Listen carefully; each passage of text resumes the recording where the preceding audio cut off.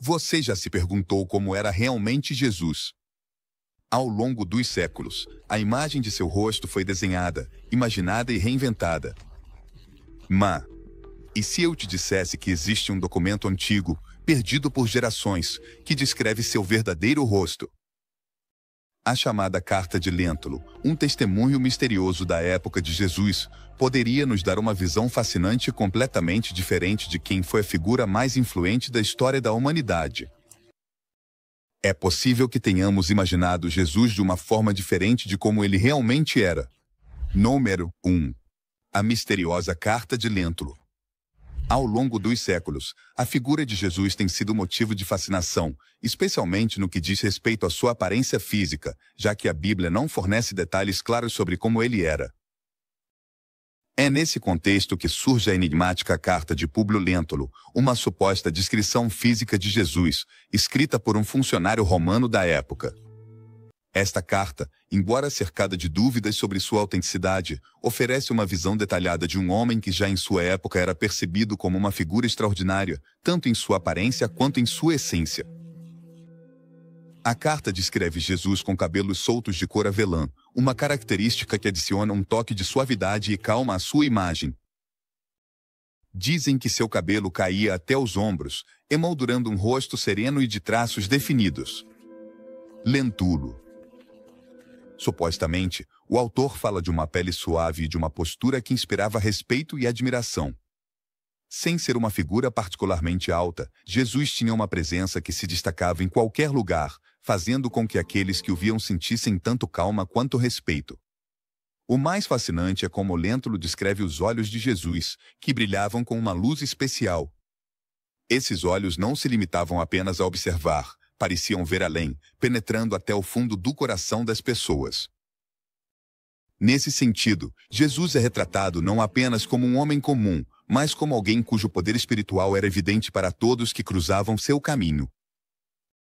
Os olhos, de um cinza azulado brilhante segundo a carta, podiam transmitir doçura e, ao mesmo tempo, severidade, dependendo da situação. Para Lentulus, esses olhos eram o reflexo de uma dualidade, uma humanidade profunda junto com uma natureza quase divina. Outro aspecto que se destaca é a barba de Jesus. Descrita como espessa, mas não muito longa, o que lhe dava um aspecto maduro e distinto. A carta parece se esforçar para ressaltar que cada detalhe de sua aparência era significativo, transmitindo tanto serenidade quanto firmeza. Sua presença não era intimidadora, mas sim imponente, uma combinação que o tornava uma figura magnética, capaz de atrair tanto crentes quanto curiosos. Este retrato físico transmite a impressão de um homem que refletia uma espiritualidade serena, alguém que podia ser percebido como um líder espiritual, em quem confiar. Além disso, a carta menciona que Jesus nunca era visto rindo, mas se sabia que, em contrapartida, ele frequentemente chorava. Esse detalhe, embora sutil, fala de um homem sensível aos sofrimentos e às dores do mundo, um homem que entendia profundamente a dor humana. Para aqueles que acreditavam nele, essas lágrimas demonstravam uma empatia pouco comum e uma conexão genuína com a humanidade, sua postura ereta e seu jeito de andar. Mostravam segurança e confiança, mas sempre acompanhados de uma humildade que inspirava os outros a se aproximarem dele. Em suma, a carta de Lentulus pinta Jesus como uma figura inesquecível e única, cuja aparência física refletia tanto sua compaixão quanto sua autoridade. Este retrato, embora envolto em dúvidas e mistérios, deixou uma marca profunda na iconografia cristã. Com suas palavras, Lentulus oferece uma imagem de Jesus que, além do físico, transmite uma essência transcendental, uma combinação entre o humano e o divino que continua fascinando até hoje. Número 2. O contraste com a imagem tradicional. Desde tempos antigos, a figura de Jesus tem sido objeto de uma intensa fascinação que transcendeu a religião para se tornar um ícone cultural. No entanto, essa fascinação deu origem a uma imagem idealizada de sua aparência, especialmente no mundo ocidental. Durante séculos, Jesus foi apresentado como um homem de pele clara, com cabelo longo e muitas vezes loiro ou castanho claro, olhos azuis e uma expressão serena. Este retrato foi construído pelas normas estéticas europeias, gerando uma distância da realidade de Jesus. Jesus nasceu no Oriente Médio. Ele tinha a pele mais escura, cabelo cacheado e escuro e olhos marrons. Historicamente, Jesus nasceu em uma região do Oriente Médio onde predominam as características semíticas. As pesquisas sugerem que, como era típico na região, provavelmente ele tinha a pele mais escura, cabelo cacheado e escuro e olhos marrons. Nas obras renascentistas, no entanto, essas características foram transformadas. Artistas da época, como Michelangelo e Da Vinci, apresentaram Jesus com um aspecto europeu, que ressoava mais com a sociedade e as normas estéticas de seu tempo. Seus retratos se tornaram tão populares que moldaram nossa percepção de Jesus, nos afastando da realidade cultural em que ele viveu. A imagem de Jesus nessas obras se perpetuou ao longo do tempo, e ainda hoje, essa versão prevalece, desde filmes até representações religiosas. A forma como Jesus foi idealizado visualmente no Ocidente é fruto da época medieval e renascentista, onde a fé e a arte se entrelaçaram de maneiras profundas. As pinturas e esculturas de Jesus, como as que decoram grandes catedrais e museus, o mostram como um homem bonito de traços europeus. A Igreja medieval não só permitia essa imagem, mas também a promovia, porque facilitava que os fiéis europeus se sentissem mais próximos do seu Salvador. Esse efeito é especialmente observado na iconografia que representa Jesus com uma figura esbelta e um rosto harmonioso, embora não houvesse uma referência visual de como Jesus era. Os artistas criaram um ideal que atendia aos cânones de beleza da época. Além disso, a cor dos olhos dele tem sido motivo de debate. A imagem de Jesus com olhos claros se popularizou, embora seja pouco provável do ponto de vista histórico. Os estudiosos apontam que na sua região, os olhos marrons ou pretos eram predominantes. No entanto, essa representação idílica persistiu e se replicou, gerando debates sobre a identidade visual de Jesus. Alguns argumentam que essas mudanças refletem mais as aspirações e os valores de quem o representou do que sua verdadeira aparência. Nos últimos tempos, artistas e pesquisadores têm tentado reconstruir uma imagem de Jesus que respeite suas raízes e seu contexto cultural. Usando antropologia forense e técnicas arqueológicas, eles criaram representações de Jesus com pele mais escura, cabelo curto e cacheado, e traços faciais que combinam com os da região onde ele viveu. Embora essas interpretações sejam menos conhecidas, buscam honrar a identidade histórica de Jesus. Essas reconstruções oferecem uma perspectiva diferente, permitindo uma conexão mais autêntica com o Jesus histórico. Esse contraste entre a realidade histórica e a versão idealizada levanta perguntas profundas sobre como percebemos as figuras religiosas. Para muitos, a aparência de Jesus importa menos que a mensagem que ele transmite, mas a representação visual também é um reflexo das culturas e valores que a criaram. A persistência da imagem europeia de Jesus na arte e na religião revela como os ideais de uma época podem influenciar nossas crenças e percepções. A dualidade entre o Jesus idealizado e o Jesus histórico mostra que nossa visão dele é uma mistura de fé, cultura e tradição. Ao analisar a imagem de Jesus na arte, é importante lembrar que cada representação carrega em si a essência de quem a criou, refletindo os valores de seu tempo.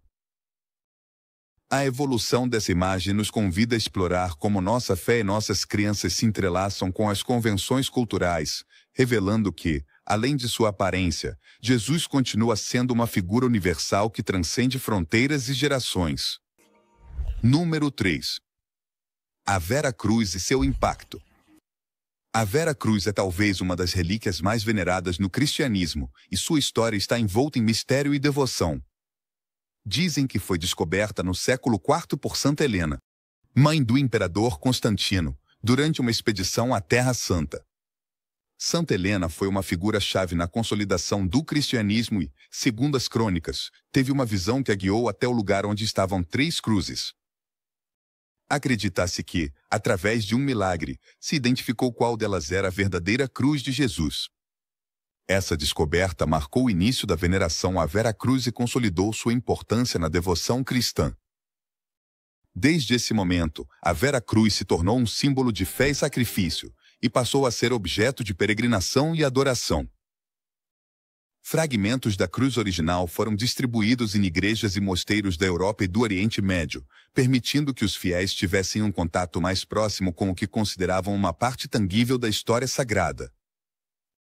Cada fragmento era venerado e era apresentado na igreja e guardado zelosamente, e aqueles que tinham o privilégio de possuir-o consideravam um tesouro inestimável.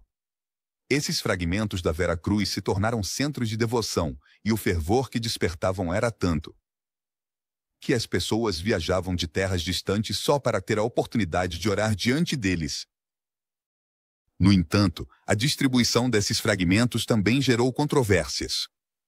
A falta de provas científicas para verificar sua autenticidade levou a questionamentos.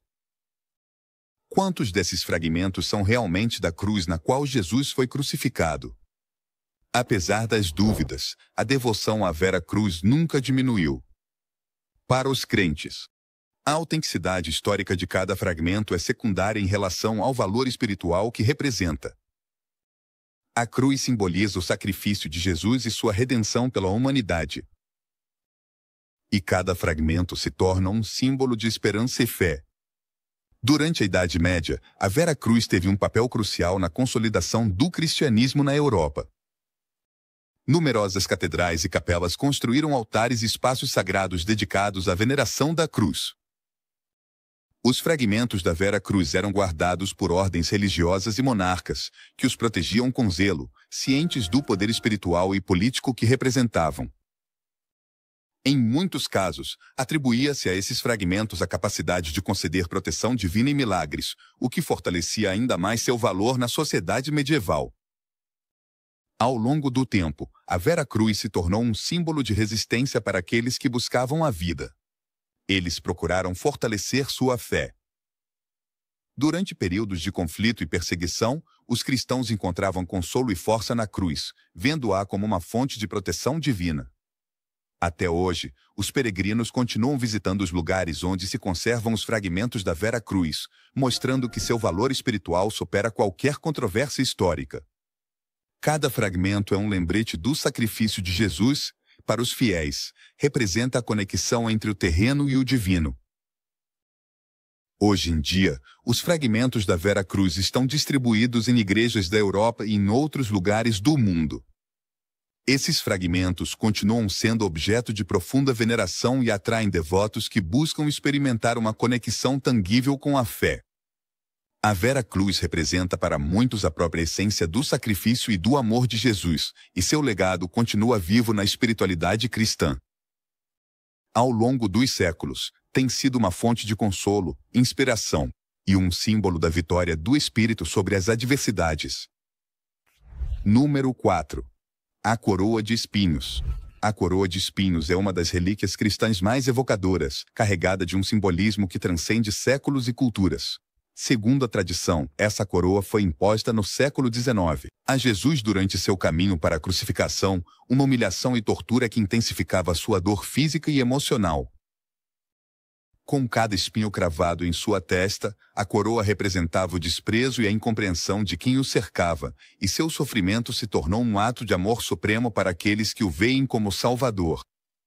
Na história do cristianismo, essa coroa ressoou como símbolo de sacrifício e redenção, convidando os fiéis a refletirem sobre a humildade, a compaixão e o amor incondicional de Jesus.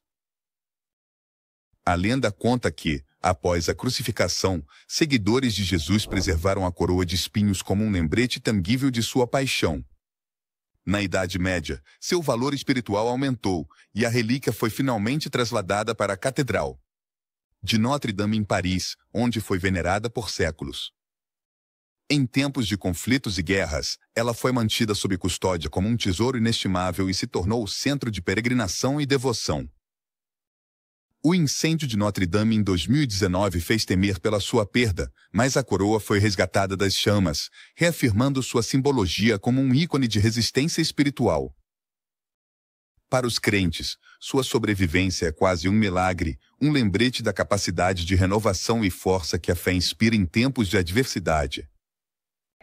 No entanto, Como acontece com muitas relíquias antigas, a autenticidade da coroa de espinhos tem sido questionada, aperfeiçoada. Estudos modernos não conseguiram verificar sua procedência, mas o debate histórico não diminui seu poder espiritual. Para milhões de cristãos, a coroa representa uma conexão direta com o sofrimento de Jesus e sua capacidade de suportar a dor. Dor humana. A visão dessa relíquia não só evoca a imagem de Jesus carregando sua cruz, mas também inspira uma reflexão profunda sobre a humanidade e a divindade de seu sacrifício.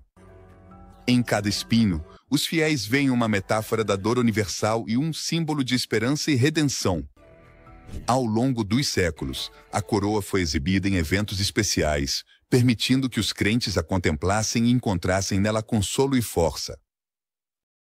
Sua presença convida à introspecção e simboliza o peso humano, representa o peso da humanidade que Jesus carregou em sua paixão. Os cristãos veem nessa relíquia não apenas um objeto de veneração, mas uma lição viva sobre humildade e compaixão.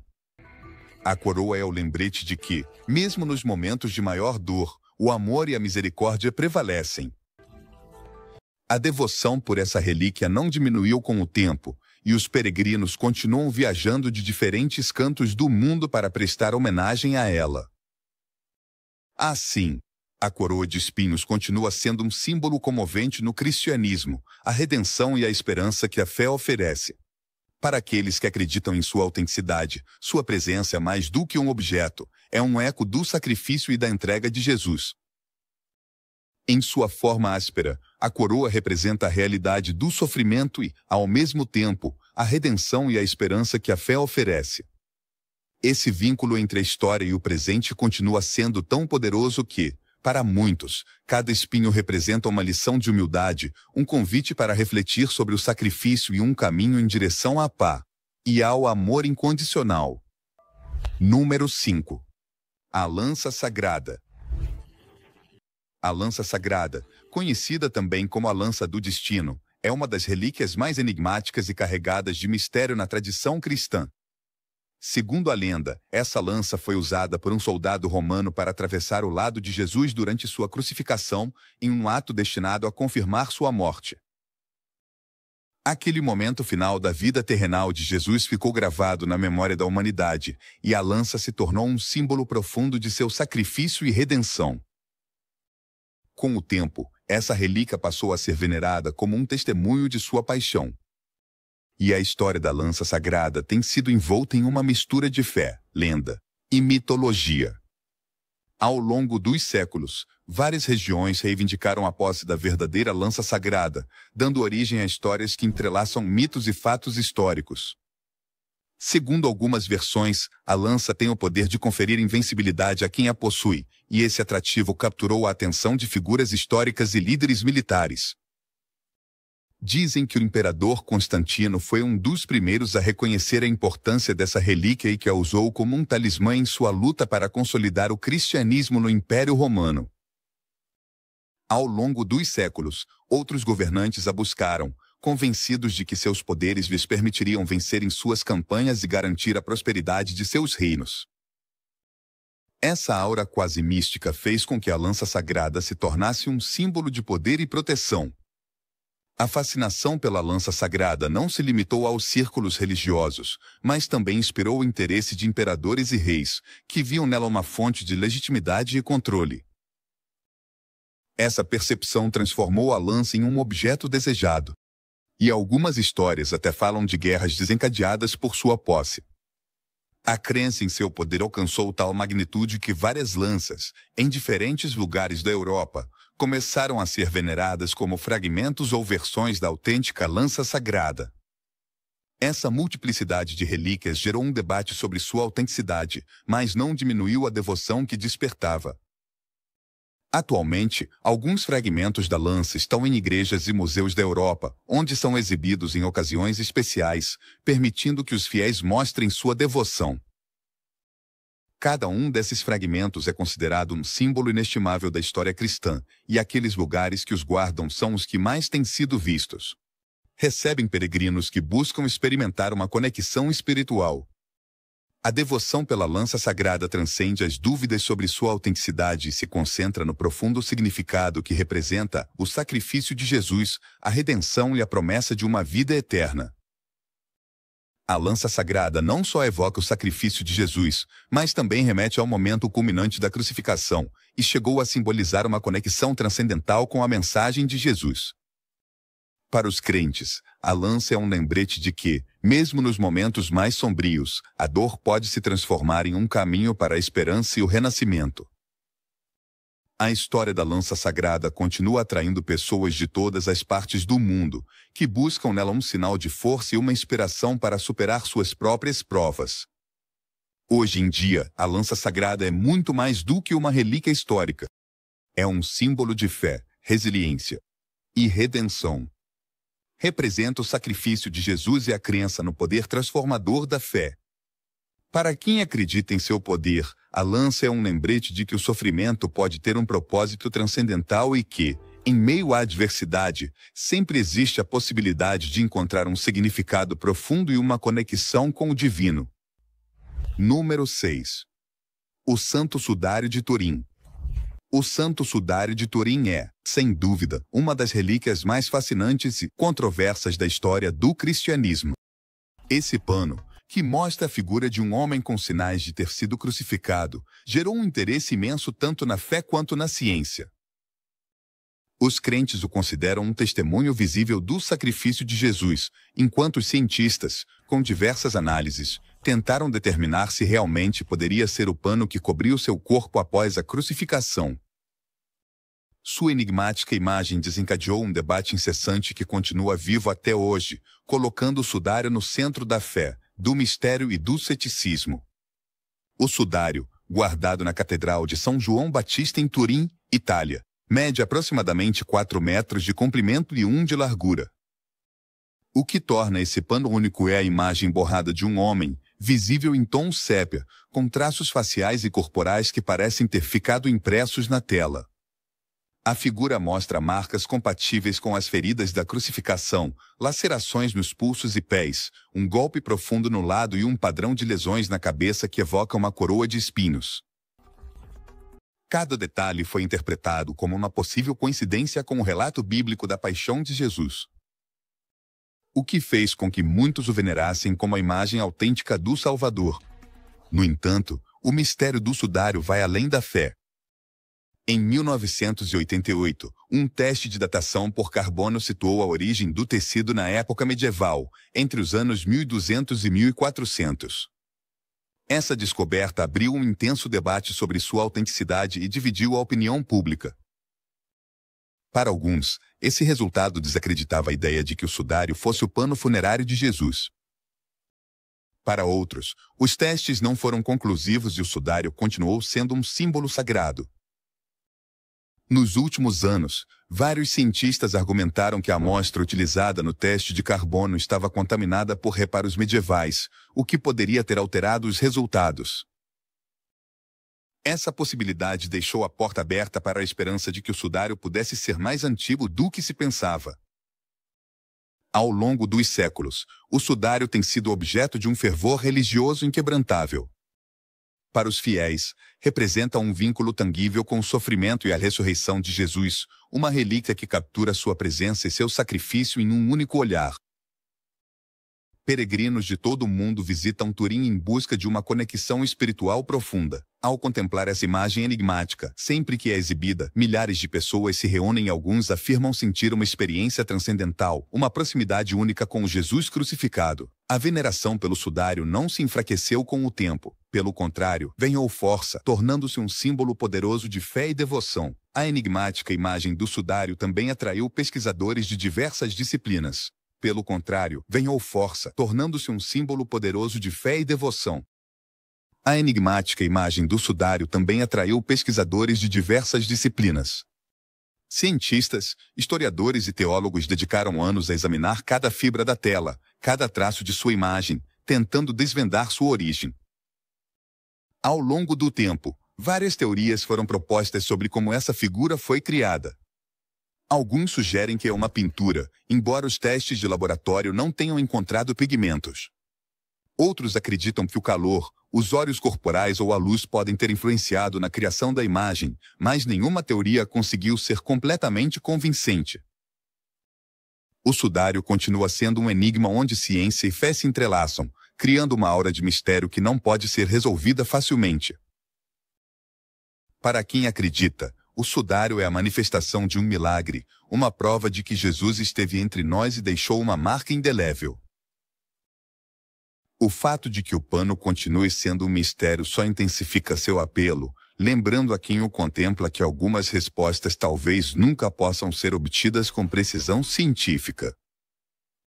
Em vez de enfraquecer a fé, essa incerteza fortalece a conexão espiritual dos crentes, que veem no sudário um convite a confiar no inexplicável, a se abrir para a possibilidade de um milagre e a encontrar nele um símbolo de esperança e redenção.